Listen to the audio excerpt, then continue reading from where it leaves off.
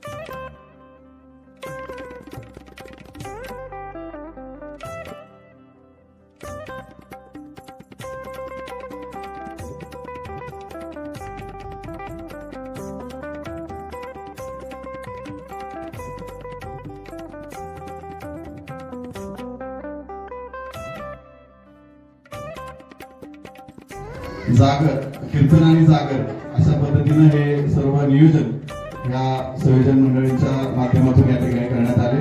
याचा देखील सर्वांनी लाभ घ्यावा हे देखील आवाहन आपल्या माध्यमातून मी नक्कीच करेन आणि आलेल्या सर्वांचं पुन्हा एकदा मी संयोजन समिती आणि सर्व इतर सांप्रदायिक मंडळ आणि या ठिकाणी आलेल्या वारकरी संप्रदायातील ज्येष्ठ कनिष्ठ सर्वांचं पुन्हा एकदा मी धन्यवाद मानेल आणि सर्वांनी सत्याचा लाभ या ठिकाणी अवश्य घ्यावा ही देखील या ठिकाणी आपल्याला विनंती करेल।